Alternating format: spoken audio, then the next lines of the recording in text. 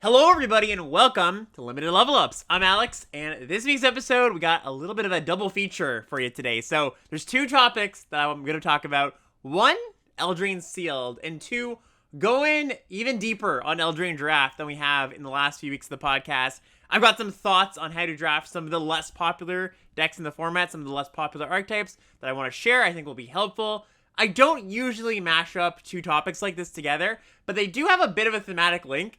This weekend, I and about 2,000 other limited players are going to be playing the 100K limited event in Vegas, at MagicCon Vegas, with day one being sealed, day two being draft. And so I'm looking at this episode sort of as like a one-stop shop for people preparing for that event. And of course, if you're not going to Vegas, don't worry, you do not need to stop listening to this episode. It's still going to be very relevant for you because next month we have another Wilds of Eldraine Arena Open, where Sealed is, of course, going to be relevant. And everything I talk about for the draft portion of today, you can just use that in any of your drafts you do. So that is what we have lined up for today, so hope you enjoy. And just quickly before we jump in, I want to shout out the Patreon. Patreon.com/limitedlevelups. You can go there if you'd like to support the show, if you'd like to check out the rewards that we offer for supporting the show. I, of course, want to say thank you to everybody who does contribute to the Patreon, supports every week, really helps the show keep going. And just to call out one of the rewards is the deck tech help reward, right? Where you just post your deck, either sealed or draft, that you're having a bit of trouble trying to make the last cuts, or trying to just, have a core to your build, trying to figure out what that core looks like. I did a lot of deck techs in the past 2 weeks for a bunch of people that are preparing to go to Vegas or just preparing to playing in tournaments, RCQ, stuff like that. I've done a lot of sealed deck techs. We had a lot of great conversations about them, really getting the nitty gritty of, your 23rd card and, what a good sealed deck in this format is supposed to look like. And that's the kind of conversation and that kind of interaction you get access to in that Limited Level Ups Discord. So go check that out if you're interested. And yeah, let's jump into the show. All right, let's jump in. We're going to start by talking about sealed. And the good news, if you're somebody who has not gotten a bunch of reps in for this sealed format, just have not had the time, and you're planning to play some sealed events, it's not drastically different from the draft format. While there definitely are some differences between the two formats that I'm going to cover, sealed decks and draft decks are more alike than they are different, I think. And I think this has been sort of true for the past 5-ish years, now that there are just more playable commons than there were 5 years ago. Your average sealed pool will have the ability to look pretty close to a draft deck. Maybe a draft deck that's like slightly rough around the edges, but close-ish to a draft deck. And I want to point this out because I think there are a lot of players, especially players that have been playing for 10 plus years, have this idea of what a sealed deck looks like, pretty clunky, maybe very few 2-drops, expecting the games to go super long, and clunky, slow, and lacking cheap cards just isn't how I would describe what a good sealed deck in this format looks like. Compared to your average draft deck, yes, it will be clunkier. Maybe you'll have 1 or 2 fewer cheaper cards than you'd want in your draft decks, but we're talking like your deck looks 10% different from what a draft deck looks like, not 50% different. If you do feel like you built your deck, it's really clunky and doesn't have a lot of cheap cards, you're like gloated on 3 drops or something, that's probably going to be a problem. That will be a problem that comes up at some point in your games. You're going to be a little bit too clunky, a little bit too slow, falling behind a little bit too much. So just want to frame the sealed format just with that to start off with. So let's jump into what some of those key differences are. I do think this sealed format is slower than the draft format, but slower as in you feel comfortable finding the time to cast non-board affecting things like Prophetic Prism or your draw 3s, you're into the Fate Courts. It's not slow where it's just like, well, if I don't play a 2-drop, I'll be okay most games. Don't let the fact that this is sealed be an excuse for a bad curve. You still want to have a curve that looks, like I said, kind of like a draft deck, where in draft I would probably aim for like 10, 11 cheap things to do, things to do before turn 3.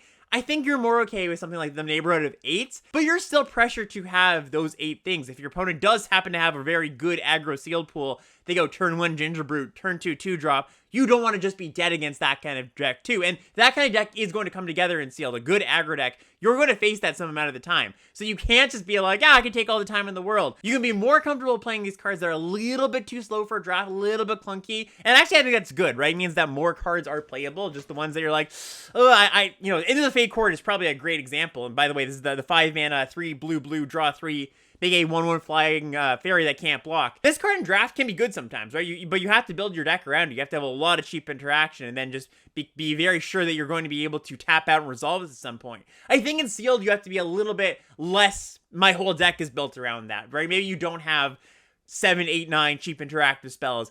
You've got 3 or 4, but a good curve. Into the Fate Court's going to be a solid card in your deck. The fact that the format is slightly just a hair slower, it means I think across the board, the adventure creatures go up in value. Like, the adventure creatures are the exact kind of card where in draft, something like a Threadbind Click, right? The 4-mana 3/3 flyer has the white destroy tap creature on the other side. This card is good, but sometimes it's a little bit slow in your games. I think this card's going to be fantastic in sealed. Something like Balluna's Gatekeeper, right? That's the 6/5 that has the bounce spell. Or Bira's Attendance. It's the 3/4 flyer that gives something -4, -0. These cards are like, just, you want to shave a mana off somewhere for your draft deck for them to be really great. I think they are going to get to that level in sealed because you're going to have just that sliver more of time. All right, a secondary difference here is in your average sealed deck, you're going to be playing more colors than you would in your average draft deck. And there's a few reasons. Number one, you just have that, again, sliver hair more time to be able to set up your mana, cast your Brave the Wilds, your Return from the Wilds, crack your Evolving Wilds. I mean, that's definitely a thing you can do in draft too, but you do feel the pain when your opponent goes turn 1, Hasty Threat into a 2-drop. Sometimes that loading screen sort of setting up your mana can be detrimental. It's going to be a little bit less detrimental just because, again, you've got a little bit more time. And not only do you feel more comfortable splashing and just, setting up your mana, but you should look for places to unlock value out of adding additional colors. So number one, obviously you're going to want to splash some really powerful rares if you open them, but maybe those aren't, your base colors aren't deep enough to support them. Phosphane Troll, good example, 2 black-green for the 4/4 that comes along with a monster roll, and you can sack an aura to have this thing fight something. Like, if this card's in your pool, you're really, really going to want to play it, but sometimes black and green aren't your main colors. You're going to try to finagle your way into being able to play this, and often you'll be able to. But another place is the off-color adventures, right? When you have a card like Decadent Dragon, which is the 4-mana 4/4 flyer at rare that when it attacks, you make a treasure, and it's got the adventure expensive taste, which is basically you get to draw 2 cards off your opponent's library for 2 and a black. This is the kind of card that in draft, if I just happen to pick this up in my red-white aggro deck, sure, I'm just going to play the dragon side, not worry too much about being able to cast the black side. But in sealed, I think you do want to look for ways to unlock these adventures. And here's why it is a little bit different than it would be in draft. In draft, if you think you're a certain color pair, you generally don't prioritize adventures of other color pairs, right? So like, if you're black-red, you're not really going to prioritize the red-green, Picnic Ruiner. Like, something you'll pick it up maybe, but it's not going to end up in your pile very often if you already know you're black-red, because in your black-red aggro decks, you're just not going to want to splash that often, right? So it's just, you don't end up with those cards in your pile, is what I'm trying to get at. But in sealed, you just get what you get. So you're going to end up with a black-red adventure card, a green-red adventure card, a blue-green adventure card, and you're going to want to extract as much value as you can from all of those. So playing your Prophetic Prisms, playing your 5-color fixers, and Prophetic Prism is unique here. By the way, I should say that Prophetic Prism is one of the cards that goes way, way up in sealed, even more so than these other fixing tools like Return to the Wilds and Brave the Wilds, because Prophetic Prism lets you unlock all of your colors, all of your off-color adventures, without needing to put in a basic of, a blue basic to unlock a blue adventure or something like that. The fact that you can just play your Decadent Dragon, and sometimes you'll cast Expensive Taste when you got your Prophetic Prism, that's great. Like, I've had sealed pools where I'm just black-whites, but I've got maybe 3 off-color adventures, something that's red, something that's blue, something that's green, and I've got 2 Prophetic Prisms, and I'm definitely going to play those. Not only can I sack the Prophetic Prisms to bargain, if my deck is bargain heavy, but they unlock more of my cards. So you should really be looking to extract more value from your cards. And I want to be clear, not at the detriment to your mana base. You shouldn't try to be like shoving a basic of each and you have 1 Evolving Wilds. Like, you want to make sure your mana math is still checking out.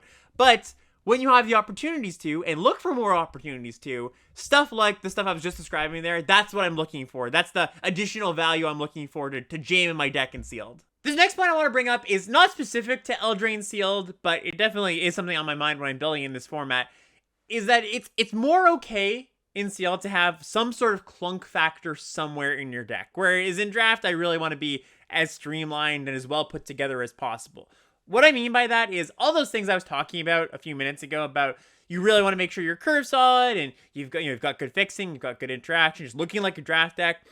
it's okay if you have like one clunk factor somewhere. So you're building your deck and you're like, man, I get to play all my rares in this pool or in this build I'm making, and my mana is good and I have interaction, but I've only got 3 2-drops. And, you know, I heard Alex say, like, you want, like, 8 things to do before turn 3. Maybe I only have 5. Well, you know, you're going to try to build the best deck in your pool, and sometimes that best deck doesn't have everything. So the way I kind of reconcile this is it's okay to have one, what I'm calling a clunk factor here, where it's like, okay, maybe I have 3 fewer cheap cards than I'd like, but the rest of my deck, everything else, you know, my mana, my curve, my power level, it's all there. Or maybe you're only on like 2 interaction spells in the color pair that you ended up in, or the color pair that you've chosen to build your base as. And it's like, well, I'd like to have a few more, but I don't know if there's a way to really accommodate it. I don't want to splash another color. My mana isn't going to work out. That's okay. You just have to know that you're only working with a few removal spells. Same with the mana base, right? If everything is perfect about your deck, good curve, good interaction, you've got your rares in there, and the mana's like, that's a sliver below where you'd want, right? I don't want to play 2 basics, off-color basics or something, but if you've got, like, you know, you've got 3 splash cards off of 4 sources or 5 sources, and you really don't want, like, 6 sources, it's okay to cut corners a little bit there. So that is where you get a little bit of leniency, but I do really want to stress, you only want one of these clunk factors. You really can't afford to have multiple, because your deck's going to fall apart if it does. You know, in game, you can go, okay, I know I don't have that many 2-drops, so I shouldn't kind of mulligan to a hand with cheaper spells. Or I know I have to save my precious interaction spells for dealing with this threat, so I won't engage in a combat here where I might get blown out by a trick. You know, like that kind of thing. That's the kind of thinking when you have to identify not only where your pool is weak, but accept sometimes that, hey, this is a weakness. That's okay, because the rest of the deck checks out and is good. But then in game, make sure you're aware of the weakness of your deck and play towards that. Play in a way that mitigates the weakness of your deck if you can. Maybe a way, you know, I was talking about the mana being a little bit clunky. Maybe you would add an 18th land, right? That's a way to skirt around and kind of solve your problem. Sealed is definitely about being resourceful and kind of coming up with creative solutions sometimes, and that's one of the more fun parts for me, just like find ways to fill those holes. So just something to think about when I'm building my decks. All right, let's dive a little bit deeper. We're talking about some archetypes and some decks that you might be on the lookout for when you open your sealed pool. Talking about the sealed metagame here. So when I talk about the sealed metagame, that's referring to the decks that you will often see when you open your pool. Like, say you practice 20 times for this, for whatever event you were playing.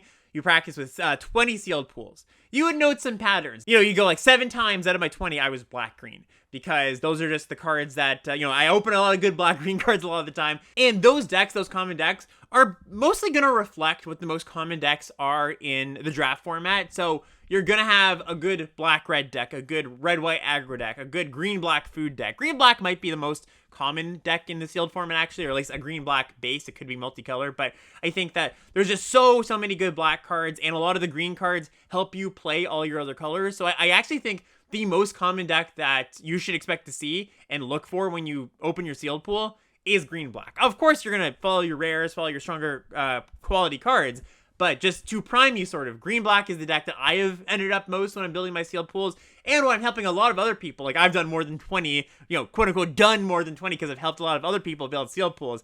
I've probably looked at about 60 sealed pools in this format so far, and green-black has been the most common one. The other more common ones, red-black, just like, you know, red-black in draft is pretty common, just it's very deep. You can get a lot of good red-black aggressive cards. Red-black can go either way, too. Like, it could be an aggressive deck. It could be a little bit more attrition-y, a little bit grindy. It just depends on your cards. It depends if, you know, if you've got a lot of higher rarity cards, maybe you're a little bit slower. If you're more on the 2-drop common side, maybe you're just more aggressive. And then red-white, of course. Red-white's going to be a deck that you're going to get pulled into mostly because you've got Imidane's Recruiter, because there's some pools that just have a copy or 2 of that card in a respectable curve of creatures. That's going to get you there a lot of time. And then I think there's a big umbrella for just multicolored green decks. Like I said, green-black is going to be your base for this, but not always. Could be green-blue, could be green-red, certainly. And I do just want to make a note on aggro decks and sealed. If your aggro deck does not look like a good draft deck, like if it doesn't have a good curve, you don't have those 10 cheap things to do, try to do something else, right? Like, I'm not saying absolutely no way, because sometimes there aren't better decks in your pool, but don't look at your deck with 5 things to do before turn 3, your red-white deck. Even if you've got, you know, 2 Imidane's Recruiters maybe, don't look at that deck and be like, oh yeah, I'm a good aggro deck, because it does have to look like a good draft deck to really compete. I'll also say that red-white doesn't have to be super aggressive. You can be a little more mid-rangey, you can be a little more grindy. The cards in your pool are really going to dictate what you do.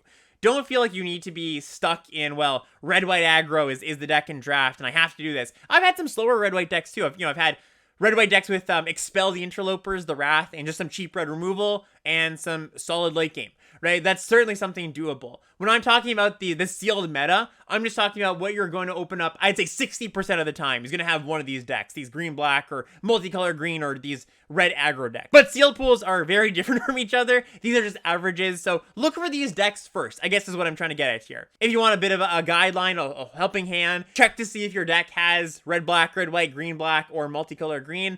And if not, you might have to do a little bit of finagling, put together something that's a little more out there. All right, moving on now. One of the bigger differences between the draft format and the sealed format is blue's place in the format. So if you listened to last week's episode, we talked about blue. I mentioned how it's probably okay, if you're somebody who drafts once a week, it's probably okay if you never touch a blue card, if you don't want to, right? Blue is kind of tricky to figure out, knowing exactly what cards you might want. It's easy to play the wrong cards in your deck because there's a pretty narrow range of cards that I think work as far as the blue cards go. But that kind of changes in sealed. And if you aren't ready to play a blue deck in sealed, that's a problem. Like, you should know how to play the blue cards and the blue cards you want. You're going to open blue rares, good blue rares, a good portion of the time. Stuff like Horned Lockwhale, Twining Twins, Sleep Curse Fairy, like, these are good cards, and if you're just putting them on the sideline because, like, oh, blue, you're going to have some trouble. And the other thing is that blue just inherently gets better in this format, in sealed, because of that, it being a tad slower, right? I was talking about Into the Fate Court earlier, but stuff like Ice Out, the counter spell, gets a little bit better. Stuff like Quick Steady, just raw card advantage. These cards are actually quality cards in sealed. Well, I don't think you're going to get into blue all that often because really it's kind of just the rares and hatching plans that would really pull you in and be like, hey, blue is one of the stronger colors in my pool. You're going to kind of know it when you see it. I do think it's important to not treat blue like a second-class citizen, right? I think that you should be looking for your quick studies, your counter spells, your card draw spells, your sleight of hands, your Johann stopgaps. Like, put those aside in your, like, I will play these cards. These are playable cards. Don't just go, I don't know about the blue cards. Now, I will say that just like I said about the draft format, I do think when you are playing blue, you want to pair it with a color that has a really good curve and really good interaction, a lot of cheap stuff, because what blue is good at is expensive stuff and card draw and counter spells, not necessarily stuff that catches you up from behind. So if blue is one of your better colors in your pool, I would look to pair it with red or black, one of the good, cheap, interactive colors. But really, just want to hammer home, don't ignore the blue cards in your pool. They are going to be important. You're going to lose out some value if you are ignoring the blue cards. All right, so those are my general format thoughts. Now we're going to move on to some deck building thoughts. Just quick hits, bullet points.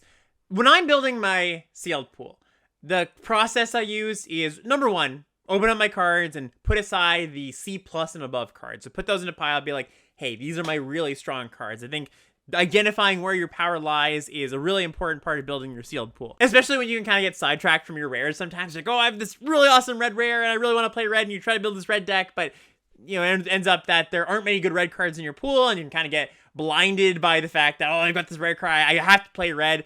No, if most of the powerful cards in your pool aren't red, even if you open that big mythic dragon, maybe you just shouldn't be playing red. So that identifying process, going, hey, most of my strength lies in my green cards or in my red cards, or saying, hey, my green's got a lot of fixing, so that can enable me to play all my powerful cards in a bunch of colors. That's the first step that I take in building my sealed pool. And then once you've kind of said, hey, I'm going to be red-black as my base here, fill out your core, or find your core, I should say. And the core is, here are the, 10 to 15 cards in my pool, in my red-black deck here, I know I'm going to play. I really want to play these.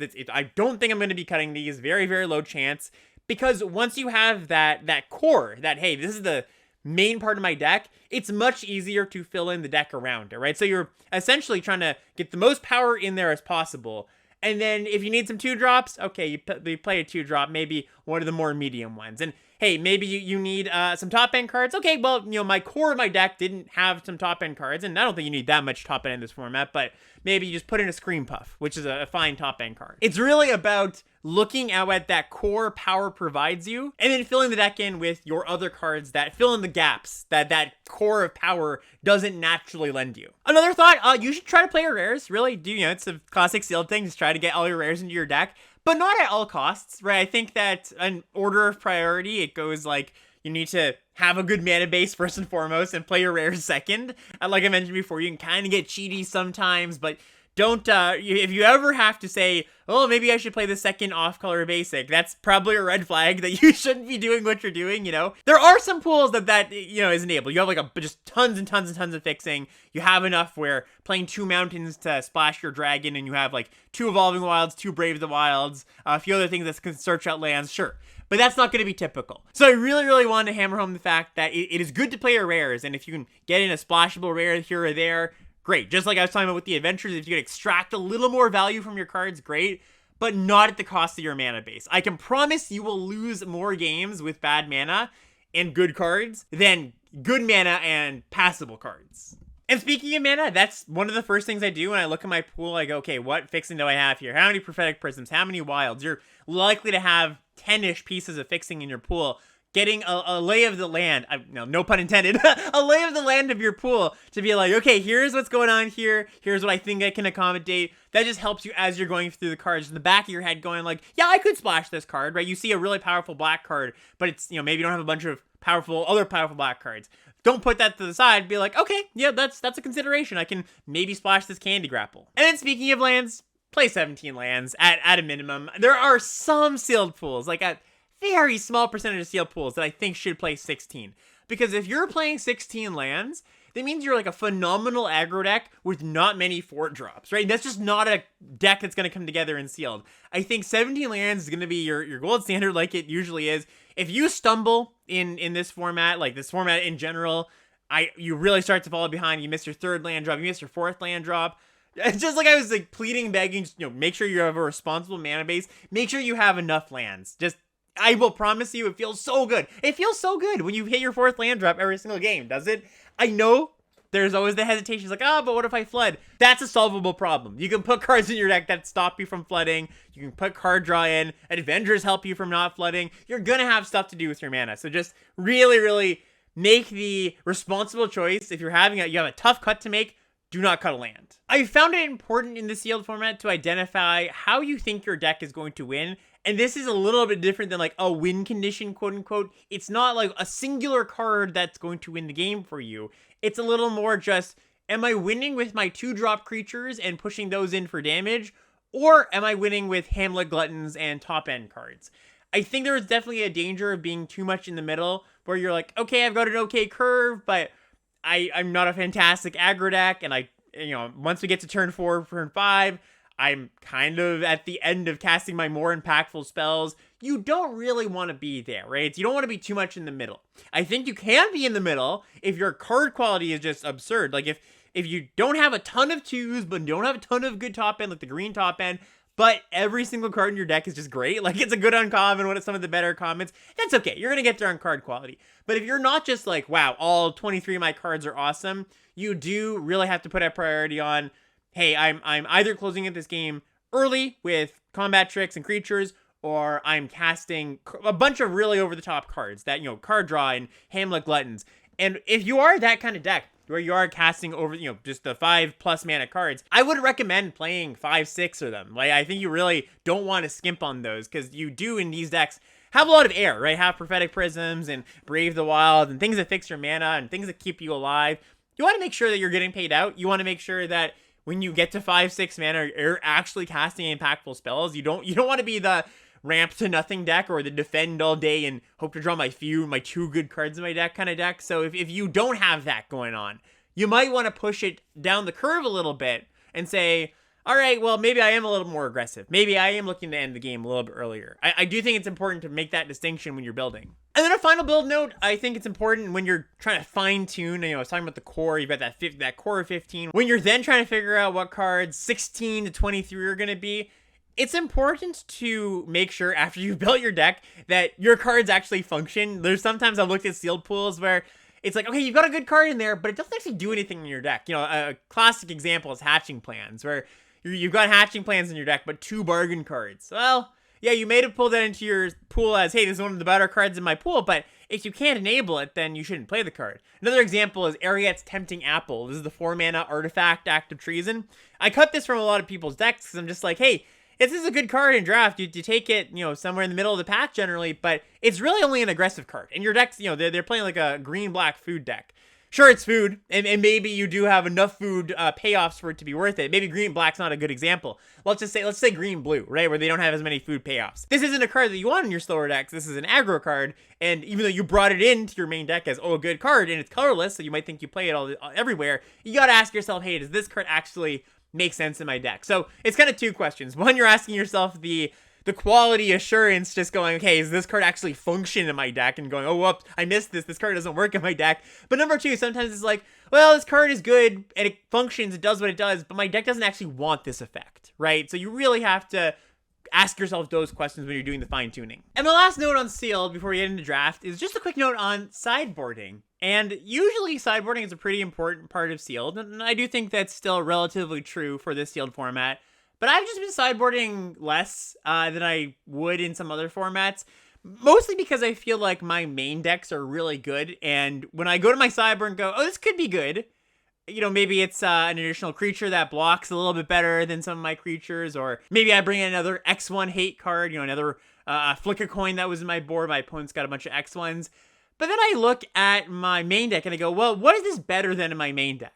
And most of the time, the answer is no. And it's not like a never, but it's just a common occurrence for me to go, oh, that card in my sideboard could be pretty good, but it's not going to be any better than the card in my main deck. And I have made sideboard swaps. Don't get me wrong. I played a sealed event this weekend, like a team sealed event, paper event, and I made swaps. But it was not often. It was not common. And there's just also just a lack of sideboard cards in this set, I think, like obvious sideboard cards, the stuff like Spider Food, the kill a flyer artifact or enchantment. This card you're just not going to bring in that often because, you know, sometimes you face a blue-black deck, they're heavy on flyers. Sure, you bring it in, but there's not that many artifacts or enchantments you want to blow up, despite being an artifact and enchantment heavy set. So really, you're not looking for the silver bullet sideboard cards. They're just like, ooh, they've got this kind of thing. I'm bringing in this kind of, you know, like Spider Food is the classic example. It's the plummet effect, but I don't think those come up that often in this format. And maybe I've just had really good main decks, and I feel like, you know, I haven't wanted to sideboard, but it has been less frequent. So be on the lookout for it. The button I would want to put on this is, yeah, definitely look at your sideboard after each match. It's definitely important to do so, or after each game in your match. But don't feel compelled. Don't feel like you need to side something in. Don't feel like you're making a mistake if you're not siding something in, because your main deck just might be better than what you could bring in. Also, just the whole topic of deck swapping. This is a format where you do have the potential to have 2 decks a lot of the time. You know, you build a red-white aggro deck and a green-black food deck. Maybe you bring in the red-white aggro deck post-board after your opponent has a much more controlling, much more over-the-top green-black deck. Certainly something you should do. And if you think your pool can support it, I would sleeve up that secondary build if you're playing in paper, just so you can have that easy deck swap. So that has actually been a bit more common for me, the whole deck swap, than a few cards here and there. All right, let's move into talking about some draft here. And I want to talk about draft not only because on day 2 of a competitive event, if you are playing in Vegas, it is a little bit of a different environment than at your regular arena table or something. You're going to have, when you have 8 good players, you're going to have to employ some draft strategies that aren't as common or aren't as obvious. But even on arena right now, I feel like last week I jumped into some pods where I was just the only red drafter, you know, and that's just not happening anymore. The aggro cards have kind of diffused themselves amongst more players at a given table, meaning that some of the slower decks can kind of start to breathe a little bit. You know, you're not as often going to face the close to mono red aggro player who got like Goblin Bombardment 5th pick or something like that. So I want to talk about 2 archetypes that I've been having success with recently that I hadn't drafted almost at all before this week, and they are green-white enchantments and blue-black controls. Let's get into those. So let's talk about green-white enchantments first, and this is very much all in green-white enchantments. I think there's, you know, some green-white decks you can have where you're like a base white aggro deck with some green cards in it. I think that's actually pretty atypical to have a good version of that deck. Philosophically, this is much more of a green deck than a white one. Because I think the green cards in general in this set do not play a very good aggressive game. And the white cards, well, I think they play an aggressive game a little bit better. There are a lot of good defensive white cards that can go in this style of deck. Strategically, what this deck is doing is it's grindy, slow, very much not looking to kill early, either getting value out of bargain cards or out of cards that care about enchantments. You're really hoping to win on the number of cards you can draw, almost like a blue deck. You're hoping to outcard your opponent, outvalue them, rather than out-tempo them. Just like if you were playing a green deck, like, a green-black deck, let's say, sort of that sort of strategy, just going about it a little bit of a different way. Instead of grinding out with food payoffs, you're grinding out with enchantment payoffs. This is not a very popular deck, and I think the reason you don't see it very much when you play is it's kind of tough to get into. It's a little bit unintuitive, because when you're playing green, let's just say you start drafting green, white is one of the least common colors you go to. You often go to pairing with black, pairing it with red, which is, the two best colors in the sets. I think even pairing it with blue is intuitive to a lot of players, but white, because really the only thing that white offers to green is the enchantment payoff cards and a little bit of supporting the green bargain plan, players just won't naturally move towards this. So I think you need to know that this is a draftable deck before you're actually going to draft it, because if you don't, it's hard to get pushed into it. And of course, that raises the question, well, if I've gotten into this deck a few times this week, then how did I get there? Mainly for experimentation purposes. I first picked Yenna, Red Tooth Regent, which is the 4-mana, 2 green, white, 4/4. Kind of a weird ability, a lot of words, but 2 tap it. Pay 2 and tap it. Choose target enchantment you control that doesn't have the same name as another permanent you control. So you can copy a Saga, copy a Roll. Create a token that's a copy of it, except it's not legendary. And if the token is an aura, so if you copied a Roll or another aura, you get to untap Yenna and scry 2. So generally what she does is, and sorry, this is only at sorcery speed, by the way, that's important. Generally what she does is she makes copies of your enchantments, and if you happen to copy Rolls, which is mostly going to be your most common thing you copy, you get to do the whole thing again and get some scry 2 value. So a strong card if you build around it, but you really have to build around it. You have to have your deck be full of enchantments, otherwise she's just going to be a 4-mana 4/4. So I had a draft or two where I first picked Yenna, and I just went for it. Basically, I'm just like, let's just take the cards that look like they go in a Yenna deck, right? Kind of this prescribed enchantment deck that I think a lot of people feel didn't really pan out in this format. But I do think green-white does offer that kind of enchantment, enchantress-style gameplay if you're looking for the right cards. So Yenna is a good reason to get into this deck. Obviously, if you just have green and white be open colors, that's somewhere you're going to naturally end up in. If I start green and white ends up being one of the more open colors at the table, this is where I'll tend to pivot to. So I do think that you have to be pushed into this direction. I'm not often going to be first picking Yenna, and I kind of only did because there wasn't other good monocolor options in the pack. But again, it's a tool in your tool belt. It's good to know about. So let's get into some cards that you're going to want, and specifically ones that you don't want in other decks. So I think that's really important to call out here. Cards that are going to perform much better in this deck than they would in your average green or white deck.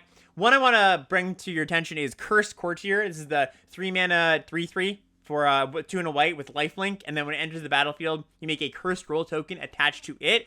Generally, in your non-green white decks, you don't quite have the density of bargain to bargain this the token away, or you don't have the density of rolls to cycle out a new roll. But especially in like a red-white aggro deck, you don't really want to play this card because maybe you've got some rolls, maybe you've got some bargain, but you just can't afford for even one turn of this thing sitting there as a 3-mana 1/1 in your aggro deck. It just doesn't work, right? But in your green-white deck where, you don't mind if you play a bit more of a defensive 2-drop, this thing can sit around for a turn or two, and then you swap out a roll on turn 5. That's totally fine, right? As long as you got enough cheap stuff to not just die, you don't mind the opportunity cost of this thing not attacking for a turn or two, because you will eventually be able to make it into a real threat, and maybe even as soon as the turn you untap with this, right? Maybe on turn 4, you get to cycle the roll out or bargain something and play something else, and that's just an effective card. Then looking at green, so kind of an obvious one here is Tanglespan Lookout. This is the 2 and a green 2/3 that whenever an aura enters the battlefield under your control, you draw a card. Fantastic card, just absolutely one of the most premium uncommons for this archetype. You really, really want this card. Red Tooth Vanguard, this is the 2-mana 3/1 trample that whenever an enchantment enters the battlefield under your control, you can pay 2 to return the Vanguard to your hand. This is a passable card in other green decks, but you're not really triggering the enchantment thing very often, and even when you do, it's like, I might want to do something else with my mana. In this deck, you're triggering it enough of the time, and, you know, you don't mind just going like, put a roll on this, send it in, put a roll on this, send it in, that it is actually a card I'm looking for in this deck. Then looking at some white commons here. So your classic package of good white commons that you'll play in any deck. Archon's Glory, which is great because it's a bargain card, and it's a card that gives you a little bit of life gain, helps you stabilize against the aggressive decks. Cooped Up, solid removal spell, of course. Hopeful Vigil, probably its best home. Just it is, you know, caring about being an enchantment, being a cheap body. You have to do, you know, multiple things with this. Just all the lovely things we like about Hopeful Vigil. But then I want to call out Stockpiling Celebrant as maybe the most improved card out of this list. Not that they're bad, but, you know, in a red-white aggro deck, Stockpiling Celebrant, which, by the way, is the 3-mana 3/2 in white that you can pick something up, and when it enters and if you do scry 2, just like the Courtier, you don't really want to be picking up creatures in your red-white aggro deck, right, with this Stockpiling Celebrant. Maybe way in the late game, but on curve, you're just not going to do that unless you have a Hopeful Vigil. But in this deck, you really are playing a grindy plan where you appreciate being able to pick up your value creatures, stuff like the Woodland Acolyte, like I mentioned a second ago, the uncommon that comes and draws a card. I've played this deck quite a few times, and I've gotten to game states where I'm looping my Stockpiling Celebrant, so I'm just going to like pick it up, scry 2, pick it up, scry 2. And by the way, I should say, green and white are very good at gumming up the ground. You don't die on the ground in this deck very often. The green creatures and white creatures is pretty good at defending you. And so you can pretty easily get to a game state where this Stockpiling Celebrant looping happens. You're just digging to a specific card. And then 3 commons that I don't generally like in most of my white decks, but are pretty good here. So number 1, Kellen's Lightblades. This is the 1 in a white instant that you can bargain, and it deals 3 damage to target attacking or blocking creature, but if you bargained it, you destroy that creature instead. This is the exact kind of removal spell you want in your defensive-minded deck where there's so many cards on this list I've been talking about where it's just like, yeah, the red-white aggro decks don't want this, but you kind of get it. The red-white aggro decks just don't want this thing that, you know, lets your opponent block and saves them some points of damage. They really want removal spells that get stuff out of the way and then you attack, but this is totally fine. If your opponent's attacking you with a flyer or attacking you with a big creature, you just get to Lightblades them. Really efficient removal spell. Besotted Knights is another one here. So this is the 3-mana 3/3 that has the adventure sorcery Betroth the Beast, which is a single white mana, put a royal roll token on something. And this is a card that I will play because I have Yenna, Tanglespan Lookout, like I mentioned, Season of Growth, which is a card we're going to get to in a few minutes here, that there's just enough little things going on that makes me want 1 mana, make a roll token with, you know, you draw a 3/3, that it is a passable card. It's a card I'm looking for sometimes. Another card along those same lines, Charmed Clothier. This is the 5-mana 3/3 flyer that when it enters the battlefield, you make a royal roll token. There are some decks that, yeah, you really do care about making an enchantment enough that you're going to take anything that makes a roll to make your cards work. And then we look at the green cards you want, and it's pretty standard affair. Hamlet Glutton is, you know, just going to be good in any green deck. Hollow Scavenger, which is the 3-mana wolf that has the bakery raid green adventure to make a food. Might not be super intuitive that you want this card, but remember, you are also somewhat of a bargain deck, so you really appreciate any permanent that makes, or any card that makes 2 permanents. And I would also just say all the fixing tools from green, Brave the Wilds and Return from the Wilds, and just all the non-green fixing too. You do want to pick that up. This is a deck that splashes really well. You're a green deck, you're a slower deck, you gum up the ground really well. I think you can definitely afford to add some power to your deck if you see a powerful card. And then some green commons that are overperformers in this deck. So I like Ferocious Werefox a decent amount most places, but this is the the 4-mana 4/3 trample with the monster roll for the adventure. Anything that makes rolls is going to be a little bit better. 2 other cards I don't like all that much. They're fine, but I'm kind of meh on are Redtooth Genealogist, the 3-mana 2/3 that comes in, gives a roll. Curse the Werefox, the 3-mana fight spell that gives you a monster roll. So these 2 cards kind of along the same lines. I don't love these in most decks, but I do think these are standout cards you should prioritize for your green and white deck where you really, really just want to get as many enchantments as you can into your deck. And then I want to just quickly touch on Yenna as a card herself and what you want with Yenna. So just once again, the 4-mana 4/4, 2-tap, you can copy an enchantment, and if it was an aura, you get to untap Yenna and scry 2. So what you're looking for with Yenna are sagas, number 1. Sagas are great with Yenna. I guess, rolls are the most common thing you're going to have, and it's totally fine just to play Yenna if you have just a bunch of rolls in your deck. Just get some value there. But if you can get especially 3 Blind Mice, which is the rare white saga that makes a bunch of mice, and the second and third chapter are make a copy of target token you control. Well, what you do with Yenna in this card is you copy this card with Yenna, and then 3 Blind Mice, the second or third chapter goes off, you can actually copy the 3 Blind Mice the saga with itself, because it is a token at that point. So if you get to assemble that, you basically just win, because you get just a bunch of 1/1s every single turn, and then you bump your team. So really good. But even other sagas like Welcome to Sweet Tooth, or there's the green Huntsman rare that, you make a 3/3 and you can like search your deck for a creature. Copying, that's pretty good. You do have to be careful about the timing of these, because Yenna can't make an additional copy. She can't make a third version of something. Once you make a copy, she says you can only copy something that doesn't have the same name as another permanent you control. So you want to time your sagas. So you play 3 Blind Mice, and then you activate Yenna on a different turn. So when your first saga is on chapter 2, the one you copy is going to go to chapter 1, and there's going to be a window on chapter 4, or in chapter 3, I should say, because before it's going to go to the graveyard. Yenna's sorcery speed, you can't do it instant speed, where you can recopy another 3 Blind Mice, or sorry, just any saga. 3 Blind Mice doesn't have this issue, but any other saga that doesn't copy itself, you're going to want to stagger when you play it, so that you will have a moment where you don't have 2 in play. You don't want to have sagas lining up on the same chapter. That's kind of your goal. Make sure your sagas are on different chapters. And then Hatching Plans, I mentioned this is somewhat of a bargain deck. You're definitely looking for Hatching Plans. It's a really powerful enchantment.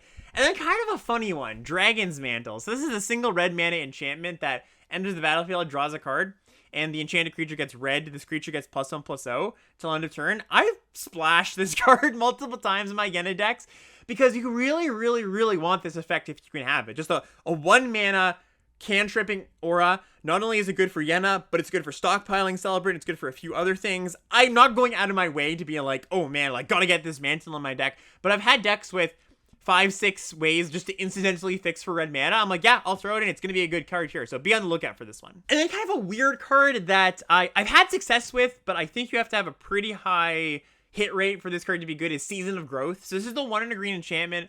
Whenever a creature enters the battlefield under your control, you scry 1, and then whenever you cast a spell that targets a creature you control, draw a card. This card is powerful, but you have to have a few things going right in your deck. Number 1, first and foremost, you need a high enough count of cards that target your own creatures to trigger this. And a high enough count, something like 8 at a minimum. You really want to draw 2 cards off this card before you feel like you got your value's worth. And to do that, you're going to need about 8 in a given game, right? So that's my minimum, but I also want a high creature count, right? So that I can trigger the scry, get some filtering. The idea with Season of Growth is it solves the problem I was just mentioning earlier about, well, you're a grindy value deck, but you don't have a lot of card draw, right? Because you're green-white. Well, this is a way you can draw a bunch of cards, get through your deck, really outcard your opponent. Adventure creatures play well with this. Besotted Knight is a really good example, because it's single mana to target something, and then you have a creature that not only can help defend you, but gives you a scry in there. So the main thing is that you have 8+ things that target, and 8 is your minimum, but you do also want to be pretty heavy creature count, and that's true for this deck in general, because you've got a lot of rolls. You want to get up there into like the 15-ish creature count, so that you can make sure you have targets for your rolls, make sure you're not just cycling rolls in and out, you're actually getting a tangible advantage. So this one is a little more proceed with caution than the other cards I've been talking about, but still pretty good. All right, to close out here, I want to talk about blue-black control. Not quite blue-black fairies, blue-black control, which I do think is the better version of this color pair. So just like the last deck we talked about, green-white, this is not an aggressive deck or hoping to draw a bunch of cards and cast a bunch of removal. You do tend to have fairies in your deck, but they're there more for a support role more than my deck is a fairies deck, right? So for example, Obira, Dreaming Duelist, this is the Signpost Uncommon, blue-black 2/2 flash flying. Whenever a fairy enters the battlefield under your control, each opponent loses 1 life.